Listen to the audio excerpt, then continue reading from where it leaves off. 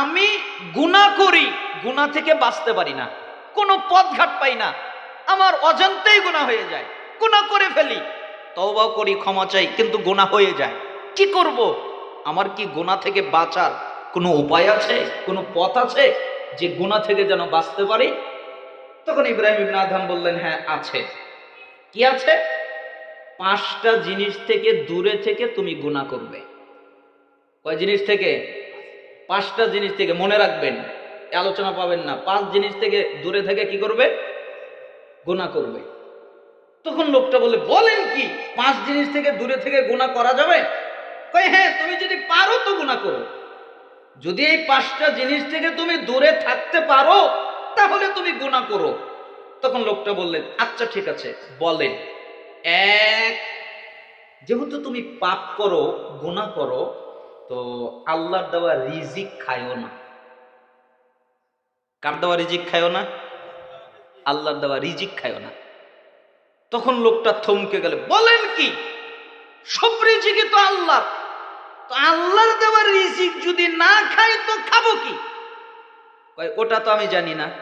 যেহেতু তুমি পাপ করবে তো আল্লাহর দেওয়া রিজিক খাবা না। 2, যেহেতু তুমি পাপ করো, পাপ থেকে বাঁচতে পারো না, তো আল্লাহর দেওয়া জায়গায় থাইকো না। কার দেওয়া জায়গায় থাইকো না? কয় আল্লাহর দেওয়া জায়গায় থাকবো না তো থাকবো কোথায়? সবই তো আল্লাহ। কয় ওটা কি আমি জানি? তুমি আল্লাহর দেওয়া জায়গায় থাকবে না, এটা হলো কাজ, যেহেতু তুমি পাপ করো।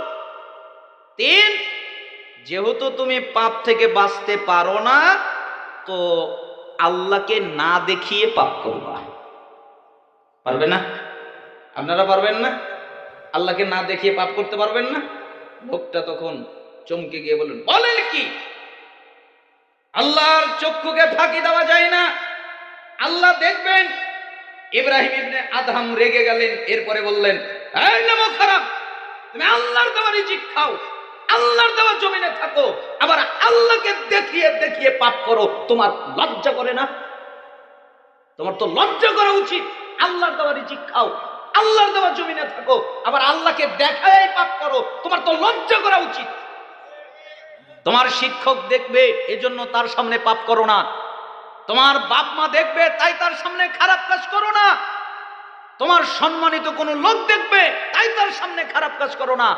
তুমি বিড়িখোর, নেশাখোর, বিড়ি খাও, একটা সম্মানিত লোক আসলে তুমি আড়াল করে নাও, কেন?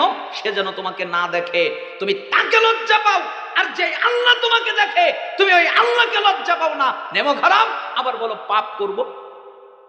কিভাবে তুমি পাপ করতে পারো? এগুলো থেকে বিরত থেকে পাপ করো। লোকটা কান্না কান্না চেহারা হয়ে গেলেন। এরপরে বললেন, 4 নাম্বার, যেহেতু তুমি পাপ করবেই, তো মালাকুল মাউত যখন আসবে তখন তাকে ঠেকিয়ে দিবে। এই মালাকুল মাউত থামো। কেন? এখনো তওবা করা হয় নাই, তওবাটা করে নেই। শুনবে না? আপনারা কি মনে করেন মালাকুল মাউত শুনবে? 5, যখন তোমার পাপের কারণে তোমার ফায়সালা হবে জাহান্নাম, পাপ করেছো তাই ফায়সালা জাহান্নাম, তখন তোমাকে জাহান্নামে পাঠিয়ে দেওয়া হবে। তখন তুমি নিজের ক্ষমতা দিয়ে জান্নাতে চলে যাও। ভাই আমি তা পারবো না। তো তুমি কি বুঝলা? আমি এটাই বুঝলাম, পাপ করার অনুমতি নাই। ওই লোকটা কি বুঝলো? পাপ করার অনুমতি নাই। আমি আল্লাহর দেওয়া রিজিক না খেয়ে থাকতে পারবো না, আমি আল্লাহর দেওয়া জমিনে না থেকে বাঁচতে পারবো না, আমি আল্লাহকে না দেখিয়ে পাপ করতে পারবো না, আমি মালাকুল মাউতকে ঠেকাতেও পারবো না, আমি নিজের ক্ষমতা দিয়ে জান্নাতেও যেতে পারবো না। তাই আমি ওয়াদা করলাম, আজকের পর থেকে আমি কোনোদিন পাপই করব না। সালাফরা বলেন, ওই লোকটা মৃত্যুর আগ পর্যন্ত কেউ তাকে প্রকাশ্যে পাপ করতে দেখে নাই। এটা হলো প্রতিক্রিয়া। তা আপনার যদি পাপ করার ইচ্ছা মনে জাগে, তাহলে এই 5টা কথা আপনি মনে রাখবেন, 5টা কথা আপনি স্মরণ করবেন, তারপরে আপনি পাপ করেন, যদি আপনি বাঁচতে পারেন। এই জন্য আল্লাহ নবী সাল্লাল্লাহু আলাইহি সাল্লাম বললেন, আল্লাহর ওলি হতে চাও, তাহলে হারাম ত্যাগ করো, বিনিময়ে আল্লাহ তোমাকে ওলি বানিয়ে দিবেন।